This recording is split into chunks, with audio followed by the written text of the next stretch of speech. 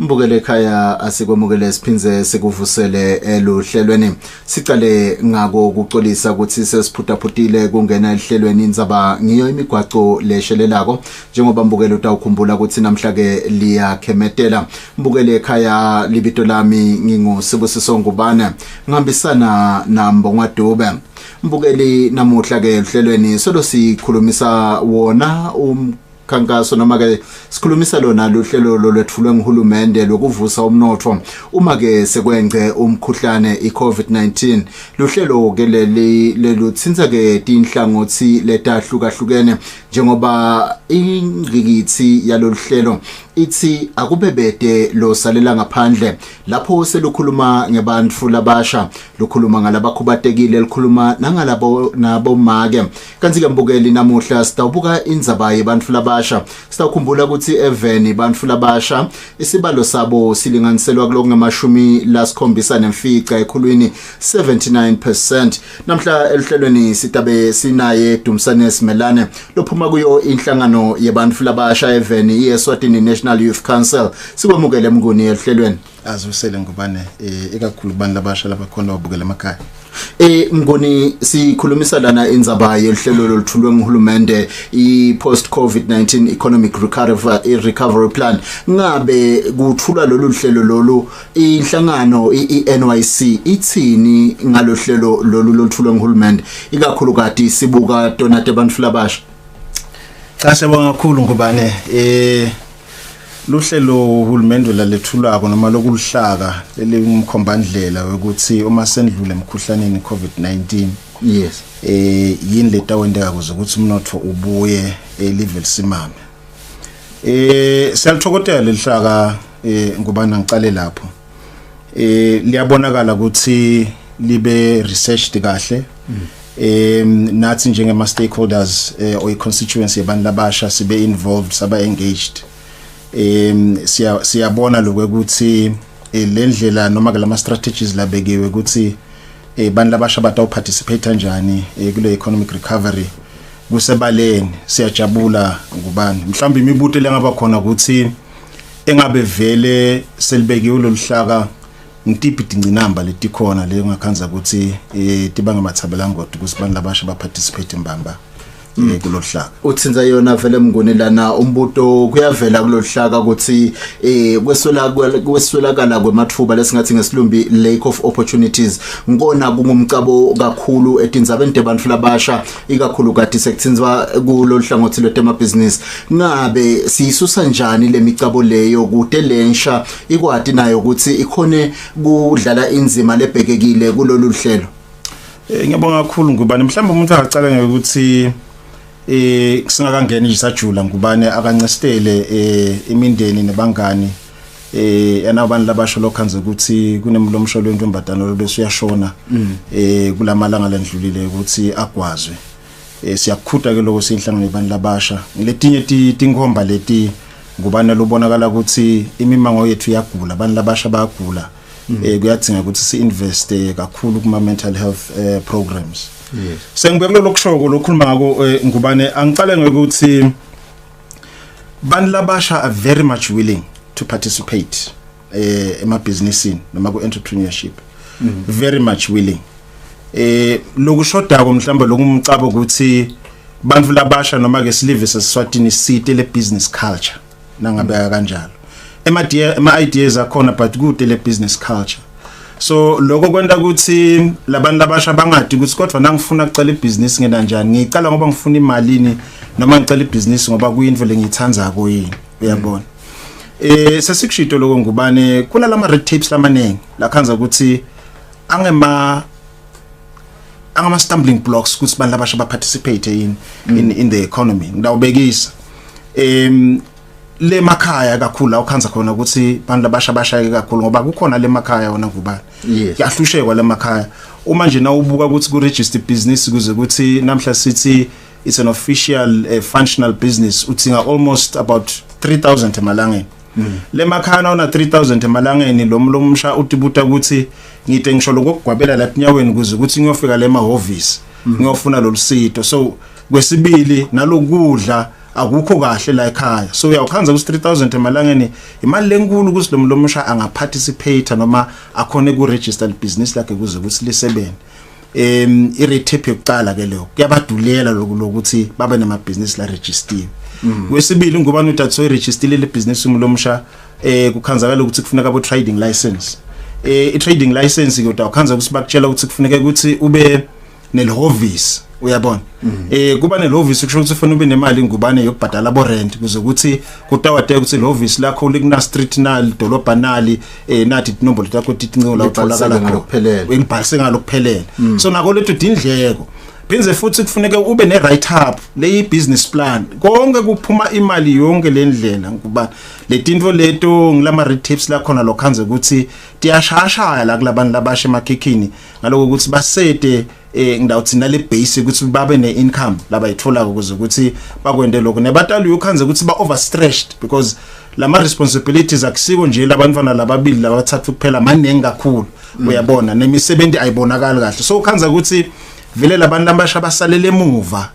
edigabente ukuthi bangatithuthukisa ukuze ukuthi nabo babe sema business aba registered properly ngalamanye amagama dinto leti kumbe leti bafaka manje ematholweni ukuthi bachubeke tibafaka emadoleni kakhulu ngubane uma ngachubeka nje ngidakubekisela ukuthi nalemuva le emiphakathi uyokhanza ukuthi lethi ngudleni bane banema challenges abakhona ukuthola titem ngeke ukuthi kunama differences la ku community bani mhlambe wacabana nababwabani ngako wona mfana wakuleli khalela noma lo mndeni lo angeke ngikhona ukusitaka lezilonke kunami la so akhona lama community differences political differences lokhanza ukuthi abese ahindarisha noma aimpida lo ukuthi lo msha akhona ukuthola lethuba lokuthi ati register le business lakhe achubeke la ephambili nempilo sikulungisa njani ke lokho singu iNYC kuzama ukuthi kumbe sihlangabetane nalabantu labasha yabonga kakhulu ngubane kusasa sihlalo silontsha nabo lesithi youth police sike saba ne youth police nakafika eNYC kuseng SNYC itolo nga 2009 lo hlaka lo libese liya review ake nga 2019 sibe silontsha nje kusasa la Happy Valley le youth police lena le review abonyalo ibe nema consultations in all four regions la ku engage khona abantu labasha excuse me literally bantu abasha physically again futhi kwa engage nama stakeholders labangama actors within the youth space kuze kuthi kutholakala ukuthi intiphi tindlela nebuciko lobungaba khona nasobuka ukuthi sekunabo fourth industrial revolution yalo lesingena kibo ngibuphi ubuciko lesingena kibo lapho khona abantu abasha bangathola ama opportunities lahambisana nalesikhathi nala kuma safe spaces labakhona khona kuze ukuthi impilo dabo tishintshe tithuthuke tiyembile so le youth police lena itekto unlocka onke lama red tapes noma ke at least 60 to 70% of lama red tapes la khona lokhanza ukuthi impida ukuthi youth development ibe ne agenda lekhanya ko yephambili kuyevakala mngoni mbukele ekhaya ngihletilana na Dumsani Simelane uphuma enhlanganweni yabantu labasha eveni iEswatini National Youth Council sikhuluma mbukelelana ngetinza bade bantu labasha besingeke sibe sende kahle elihlelweni singakathathi lithuba lekubakhulumisa sive ukuthi ingabe bona nabatikhulumela abantu labasha bathini badinga kusitwa kuphi asesibeve mbukeli ukuthi ingabe vele bathini bantu labasha ukuthi yinde bayidingako kusitwa kuyo active like my entertainment bese ngacela ukuthi njenge youth basite lokuthi sikhona ukuthi sibe nema platforms natawusita ukuthi sikhona ukuthi nasithola license ema entertainments like we want to create maybe an entertainment arena like let me say a club. Yes, so that the youth has to be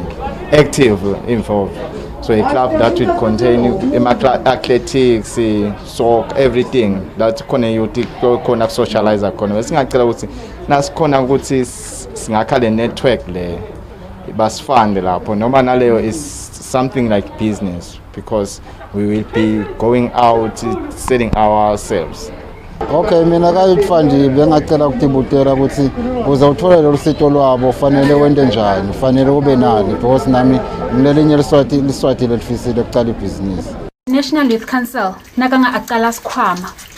lapho khona abantu labasha labatocala amabhizinisi bakhona maybe koboleka khona bacela amabhizinisi nabo nabaphindze baboleke khona bandlondlo balise amabhizinisi abo.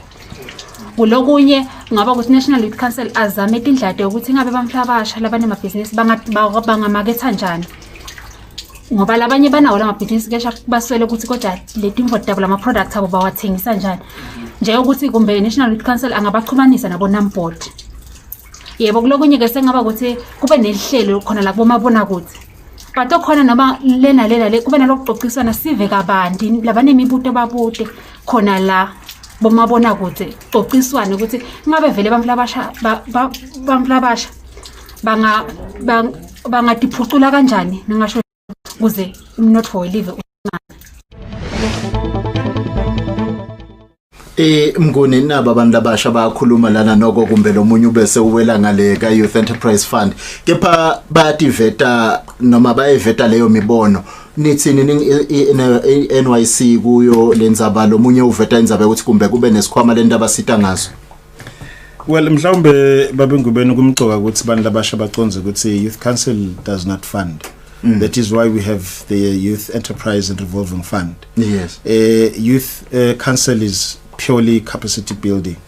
ngisilesibuke indzaba temuntu nhlangothi tonke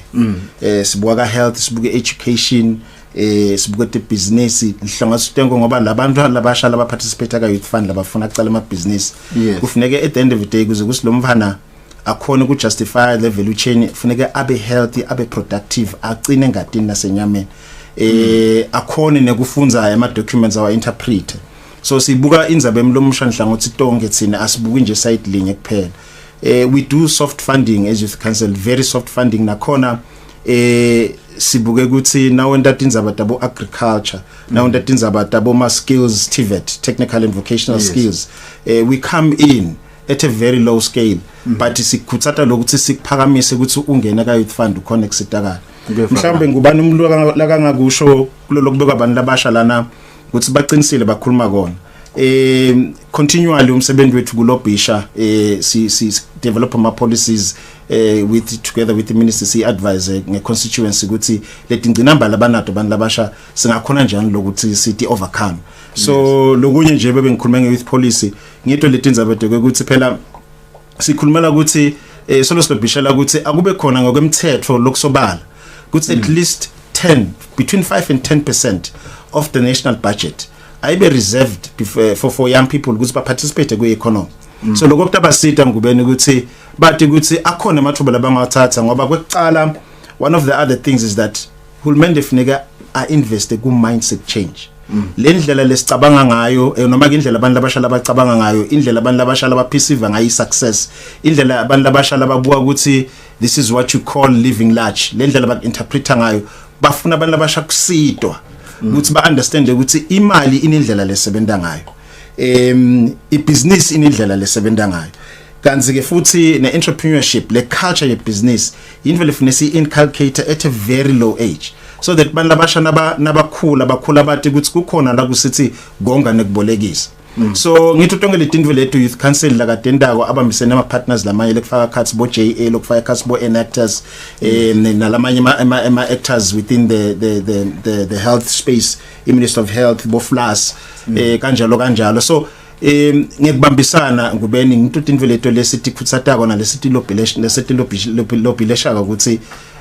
bantu labasha abayithole le platform yokuthi bakhone ukuthi le youth development interface naleti dingo tabo nyalo kunema what we call TYAs Tingudla Youth Associations Tingudla Youth Associations ma committee lesiswa formishile le emakhaya la ma committee lawa atawusebenta naleti nkundla council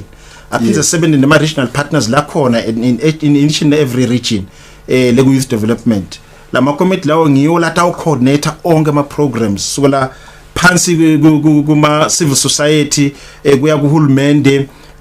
kufike etulu kwetema business nawo onke ama development partners la khona so that is purely our program and direction that we are taking as a youth council. Cha kuyevakala Mnguni kumbe kulesikhathi sanyalo umbukeli sitawuthatha likhefu sijikete itolo sitawubuya sikhulumise kabandi lena yemakomiti ebantu abasha etinkhundleni sitawuthatha likhefu sijikete itolo sitawubuya sichubeke nalo luhlelo.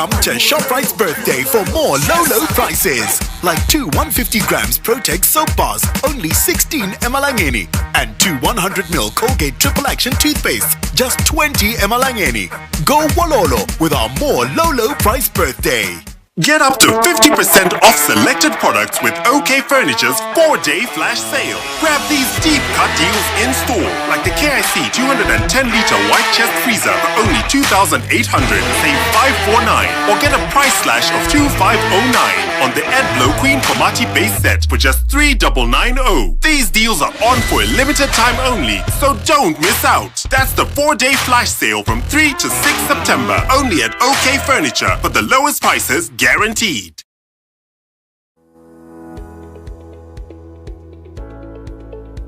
Why should we pay our TV license? The content on our local television is actually more up to date. The industry is enhanced. It is a criminal offense not to pay your TV license and attracts a fine of 500 emalangeni or 6 months imprisonment. And the industry is definitely blooming, ladies and gentlemen, so that's what we have for you, but we'll be right back just after the break and we'll give you more of Miss V. I pay my TV license, that's why I can enjoy the benefits of an enhanced industry and keep track with recent transformation. Mommy, who pays for a TV license and what are they paying for? The owners of TV set and a gadget with a tuner like DVD set have to pay. Pay your TV license at Nedbank with the details provided on screen.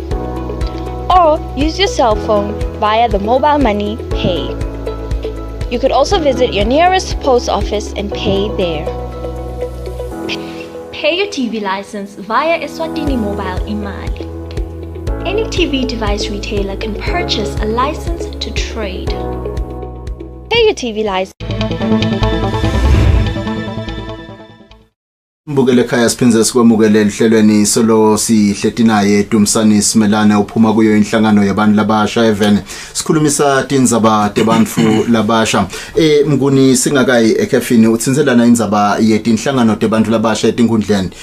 tiketaba khona itolo ingabe yini letende tagcina tingasebenzi itolo sesiyativusa namuhla njengoba bosotichaza yini lokuhlukile lesitakwenda namuhla lesi kumbe kutasinike ligunya ukuthi titawuphumelela Bakhulu ngubani mhlawumbe umuntu akathi itole my youth centers a developiwa akhiwa etinkundleni ang 16 lokuwabulela nasithatha kulicwaningo sibuka sikhanze ukuthi bekude ivision le clear yokuthi sinasekakhiwa la my youth centers atawusebenza kanjani so basically there was no sustainable or sustainability plan kuthi nawe seswakhela my youth centers atawusebenza kanjani yini lokutawenda ukuthi akhose so what we are doing now is that we have developed ama structures as what developer ko lawo nje bengikhuluma letinkhundla youth associations ngibona lamanye ama structures lestawa latawusebenza through la youth centers so kutaba nama programs atabakhona kula youth centers lafaka ekhathi ama technical and vocational skills programs also lesta kwenda nyalo is that sisazama timali la youth centers sifuna ukuthi sibuyele siwa customize according to lama needs alabantu labasha in each and every inkundla so that atokhona address lama challenges labantu labasha labanawo leti inkundleni lokunye lokulimit nje lama youth centers ngubane itolo ngiyo lokuthi sende a one size fits all youth center kanzi lama challenges nalama needs akafanani from inkundla to inkundla so sifuna kuzamanyalo mhlambe sitawucala nga4 ama youth centers sibone ukuthi uma swa customizer according to lama needs alabantu labasha ngidawubekisa ngubani sitawuhlala phansi ngeke simane sitendele se-youth council will make ama consultations nalabantu labasha kuleti inkundla leti la sitababita khona sihlale phansi nabo ukuthi bekunene uma singathola ichance ukuthi sibuye sende na youth center nayo ukuthi isebende ikhona lokumitha lama demands nama needs engabe nibona nini ukuthi ngidiphi izinto leningafuna ukutibona or what infrastructure would you want to see going into that youth center so labantu labasha lemivo labatasinika yona ngiyona lesitawuhlala phansi ke bese siyahlunga ukuthi bekunene ngeke babede ukuthi imali kahle sicabanga ukuthi ake sesicale nganabo sibone ke ngubane ukuthi kuyasebenza yini labantu labasha inombolo tenyuka and because we want to make a one stop shop for labantu labasha lapho khona abantu abatafuna kwenda khona ama trainings abo batawenda nabafuna ma skills building bakuthole uma kuthi ama partners lo khanze ukuthi aphelena health ngidawubekisa nje plus uyahamba le emakhaya ukhanze ukuthi umise i-mobile clinic yakhe lapha sekude kahle idinzaba dabo privacy so sifuna ukuthi abafikele bakhona ukuthola iliguma la youth center labangangena khona ba attend ama clients latako edinzabeni taka SRH so labanye abantu labasha bafuna kuhambisa ama applications bafuna ku receive ama applications mhlawumbe labasha bathathu sifuna kuba ukuthi kube ne-internet mhlawumbe ngabalanga lathide la kule youth center kutawuvula i-internet ibe khona mhlawumbe khona la kule youth center kutawukhanza ukuthi lamanye amaguma atawurentiswa for income generating ukuthi kumaintain le youth center so ngilethi into kanjalo ngubane leti in place lesibekile mhlawumbe kwesibili leli committee leli lesilikhethile litaw identify income generating project lelitaba nayo lapho khona youth council atawubanika khona i startup grant ukuthi bakhona lokuthi batiphilise so that kutawehla naletinzaba tabo attrition so sibuke ukuthi moving forward lama programs sitawafaka lataw build lama skills because nje ubona ngubane i construction iyabhuma even le ku SNL bantu bayakha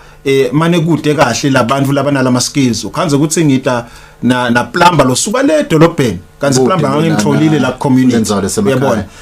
ngifuna ngisuka nemvulo wakhe ama aluminium windows le dolobheni kanti ngawukhona la ngisuka nemvulo le dolobheni lo to wakhe kanti ukhona umvulo lo wathi bricklayer la so tonke letinto lethi ngubane lezama ukuthi counteract singu youth council ukuthi sifuna kuletha lama programs close to bantu labasha so that batawubona ukuthi ngitiphi letinye indlela leti khona abantu philisa ngato lenye lo ithinzile lana mnguni indzaba yeku investor ku mind change yabantu labasha ingabe nzima yini lengadlalwa ngumtali ekhaya cause utawukhanza ukuthi lo munye umuntu noma ke umfana noma leyo nsha ijwayele ukuthi ekhaya thine sisebenzisa into leti flash kumbe ngiloko lokutawugcina kumfaka leyo mindset yokuthi isuccess ukuthi ngihamba ngamoto lobani ngiphethe licingo bani nzima yini ke lengadlalwa abatali lapho ukutheni nabo kumbe kube khona laba kwendako kule kushintsha le mindset yabantwana nasikhuluma nge-mindset change program ngubane sikhuluma ngendvo ejulile kakhulu because funa sicale khona le ku parent child relationships kwecala nje angeke ukhone kumtshela noma kumfundisa umfana ukuthi impilo ibhekephi noma imali isebenza kanjani uma ude lobudlelwane kwecala lo so kufuneka kwakheke lobudlelwane ngubane at family level ema family structures seka broken ingakho namhla utawukhanza ukuthi kunemfana nje lo khanza ukuthi bekathanzana nomvulo omusha sombulele because kude kahle lokuhlangana lemakhaya lama family structures have been broken so we need to rebuild lama family structures kwecala then la ngena khona tinza abantu abo mindset change ngubane lapho khona ke umtali ane role yokuthi umfana amfundzise ukuthi now define isuccess noma impumelelo impumelelo yini kahle kwecala lokukwati nje kwathi ukuthi nakufika imali esandleni sakho ufuna kube khona lo ihlephulako uyisave kufuna kube khona lo ihlephulako iye kuma needs lo tabese uthenga amaswidi ngayo akube imali lese ichamuka emva ukuthi so wente tonke letinye into letidingo naleti futuristic lo wathi ukuthi sengikhonele kuseva kulo 50 cent lo 50 cent ngikhonele kusenda kuseva 15 cents ngakhona ukuthi ngithenge lo bunnies ngakhona ukuthi ngideposit ini ngidakuthola ndakhipha nangithola lo 50 cent so wendile lama fundamental basics success so safunza lokho ngubane ngekubambisana nama partners la ngona abochwepheshe bo JA sitawukhona lokho ukuthi si inculcate ke le culture ye entrepreneurship nale culture yekuseva yekonga nekubolekisa because ngilenye futhi I program le strong lesilayithako le etinkundleni through lama youth associations le culture ema cooperatives ngidakutshela nje ngubane ukuthi ngisele mahala ha ukuthi nyalo sisebenta ne cooperative kunalenye inangizana yakamasipala lekhona iprogram yakamasipala lesisebenza nayo very close lenyalo yabantu labasha labama co-ops that's the same program lesitayithatha lesitawusebenza nabo very closely sihamba soyifaka le emakhaya le chamber le youth chamber of commerce ngiyona le program yabo ngelesihamba nayo sile emakhaya sifike sifundzise lama co-ops noma ke leti ma committee kuze ukuthi kwakheke lama co-ops at community level once kuba nama structures lawo ngubani we are sure ukuthi le entrepreneurship cultures that sisi inculcate kubantu labasha emakhaya ditawucala sibone ama business aqala akhula bantu labasha babe nayo le culture of saving uthinza indzaba lana etindzabeni tethu tayitolo bekunebantu abasha basetindzaweni etfaka ekhathi bosiphofaneni uhulumende lapho wende imisebenzi yemadamu lapho khona sekulinywa imoba labantu abasha bayingcenye yaleto tinhlangano sebakhona ukuthola lango mashares nabo kepha bakhala ngeke ukuthi bete kahle lo lwati ukuthi nase ngiyitfolile le mali ngiyendani nifika njani ke nine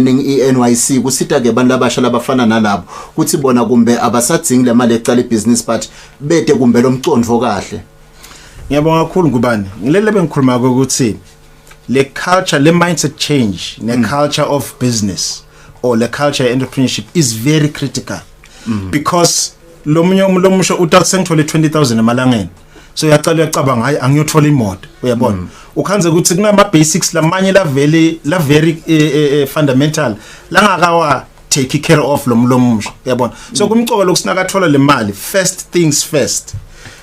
njengasoma business funa uhlala unaye cash ebhanki imali lekhona kwecala lo letinto letinye letifana netimpahla tekudula netimoto kulesinye isikhazi ukhanze ukuthi sengese surplus setinto lesingaphila ngaphandle kwato but lokumcwango lokuthi wayithola imali reinvest the money back to the business uyabona khulisa le business izifike esigabeni lapho khona iqinile kusina kufika bo covid itawukhona le business ukuchubeka itisebentele ikuholele iphinze futhi iholele netisebenti takho uyabona lokho dabukwente ukuthi you've been wise enough and have been capacitated enough to understand ukuthi you invest for hard times for tikhaset fana ndapho covid letingakacatshwa ukuthi tingathi kube khona ibusiness funeka ichubeke ime ungakhanzise idende noma ivala so kumcoka lokuthi sibafundise abantu labasha le culture leyo ngubane kuze ukuthi kutoba abantu labasha laba understand ukuthi imali inendlela lesebenta ngayo kunehlelo lana lwa hulumende lwe RSTP lunetinhlelo te incubation emabusiness abantu labasha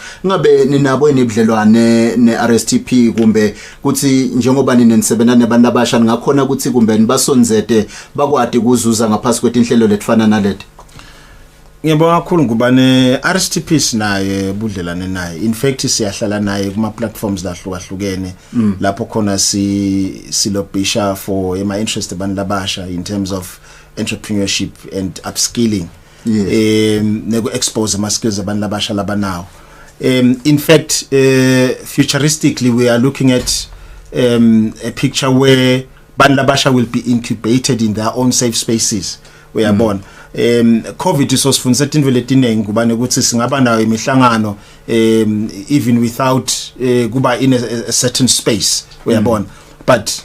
uma sibuka ifuture and sibuka ukuthi abantu labasha ikakhulu ngoba lento bengikhuluma ecaleni ukuthi abantu labasha ukhanze ukuthi babe betele imali ku invest ekuthenini babe nema office but le kuma safe spaces laba ngaba khona iyaqala ibusiness bo Bill Gates Microsoft bamcala egarage bo Mark Zuckerberg the same thing so uyabona lokho ukuthi nabo Mark Zuckerberg the same thing so ibusiness akudinga ukuthi uze ibe in a certain structure ukuthi lesi formal but in your safe space if you've received and gotten enough support uyakhona kucala so uyakhula uyaphuma ke egarage so ungena ke kuma office ngoba ibusiness iyakhula phela expand so wona kuzokhanza ke ukuthi ke sekuba nama structures lokhanza sene elevator kakiyo so siyasebenzisana na RSTP we're very much excited and we're looking forward ukuthi sibuke new skills and unfounded skills la khona within bantu labasha especially in the ITC space so sasebenzisana kakhulu ngubani kumbe sesengasegcinene mnguni bantu labasha balikusasa lale live sibakhutsata njani ukuthi bathathe that rightful position yabo eveni ekutheni balikusasa lale live Ngubane, that is a very profound question. Angeke bantu labasha kwecala bakhona ku realize ukuthi babobani if bangaka capacitate. Yes. So we need to open up their eyes business wise. We need to open up their eyes for them to realize their potential. Because we are in fact impilo is not about formal education to eventually get into gainful employment. But ikona impilo outside a formal degree. Ikona impilo outside the master's degree. In fact no akubuke a lot of laba soma businesses nabo la eSwatini akusibo laba khanza ukuthi bahlole kakhulu le esikolweni uyabona so lokho kufuneka ukutshele ngubane ukuthi ikhona impilo apart from any other discipline le ngabe mhlambe thina nawe sakhula ngayo kuthiwe hamba esikolweni funza uphase uhambe uyofunzela uthola umsebenzi uphathe inkampani lenkulu sesendlulile letikhathi leto ngubani nyalo sesibuka ukuthi nguwaphi ema programs la khona that young people can take advantage of la abafaka kule value chain ye business. Yes. Kunabo agriculture which is the most lucrative right now and the lowest hanging fruit. But nakhona ngubane kusafuna ukuthi abantu abasha sibasite bashintshe indlela labathi nababuka umhlabathi bacabanga ngakhona. Uyabona? Itolo ngubane bothi na ugangele esikoleni kuthiwa hamba ugubha umgodi noma hamba ulima ingathi. Uyabona? Wangena lokho ukuthi shokutha umhlabathi akusiyo indvo lenhle indvo efanishwa uyabona lo ngale yabona nawo wende kabe ubhanishwa ukuthi yekiyo. So sifuna unlock lokho ngubane and nako lokuta mix abantu labasha phambili kuleli level seswatini. So we appeal na government ukuthi akamane ngosami I invest kulabantu labasha uyabona tinhlangano lefana nabo youth council ukhanze ukuthi it under resourced and we need the resources so that we reach out to these young people to change the way that they perceive success. Sikhona introduce lama programs sikhona sustain na ngama youth committees siswaqalile nyalo kuze ukuthi at the end of the day le value chain ye success nekubona umlomusha akhula atisebentela akhona aqasha labanye acreate nemsebenzi sitoyibona into fruition coming into fruition in the literal sense. Kumbe nje kwegcina Nkosi besikhulumisa lana nalohlelo lolu sokunyiswe nguhulumende kuthi ke kulohlelo lolu batibe kanjani abantu labasha ku position yakuthi bakhone kuzuza ngoba lihlelo lolukhuluma ngetimali letinkulu hlelo lwa 30 billion ngitibe kanjani ngingumuntu lomusha ku position yakuthi kulohlelo lwahulumende nami kumbe akube khona leyo zuka lengimthola kokulo ngubane kulula phinze kulikhona kulula because lekufuna sikwende funa sithi position we need to take a position bantu abashafuna bathatha position ukuthi bayalalela bayeva bayabona bayakhona interpret cases siphila kithi ngishingithina ngisho njalo ngithi abazama imali bantu labasha bawavulela ama business akusina kufikela lithuba likhanze ukuthi le business ikhona noma ngabe kude lokwenta but ikhona properly registered ukuthi ingaqala kusebenza kweqala lokho kukabi because ngikhuluma ngale dinqinamba lengikhuluma ngato ngubeni 3000 emalangeni. Yes. Angede yini uhulumende ngubana athi wonke umuntu omsha ufuna aqale business akakhona lokuyisusa le business ay register. Yes. It's not say functional because sinawo ema government ministries labuke ukuthi umthelo uyabhadalwa imali yakoleka. It's not say functional le business lomsha bese iyayibuyisa le ma registration fees la ma license fees lokhanze ukuthi lo musha akakhoni at the time eregister ngalesikhatha sete le mali if bese nga adopt approach lenjalo ngubane lethi silabantu abasha sibanike opportunity ukuthi aba register ama business akabe functional aba business but asisebenza uhulumende bese ayibamba imali yakhe ngicabanga ukuthi ngasibabeka emathubeni langcono kakhulu ukuthi babe ready for such a strategy labantu awu participate khona because itawufika it's a strategy for now lesato tester akusina kufika lesikhathe tester ukhanze ukuthi bantu labasha bathi positionile ukuthi we are ready for the challenge we are ready for the opportunities nangama business ethu asebenza akasesibone ukuthi singahamba sibhekele so uhulumende must be ready to invest in that kwegcina ngubane phela bantu labasha bathasina sebayicelele business batawudzinga mentoring batawudzinga icoach batayidzinga le technical support we are ready to unleash those services to young people so uhulumende aka invest again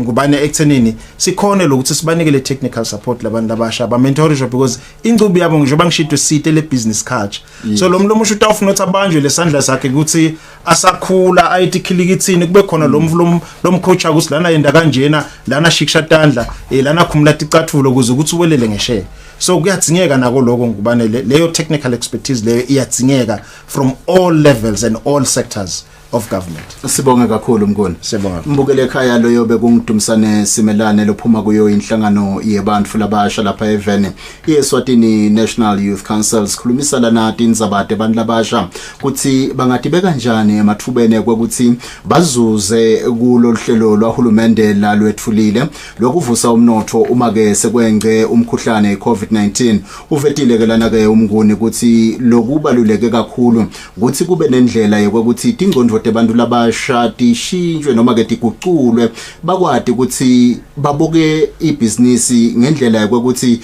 indlela yokuphilisa mbukele ekhaya lagcizeleleke nemnguni ngiko ukuthi kumele kuhlanyelwe imali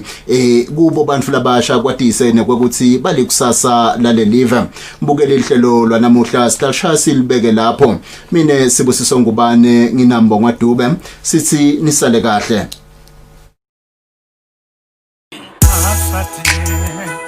Itsilalela nibo betembilo mama sikaisa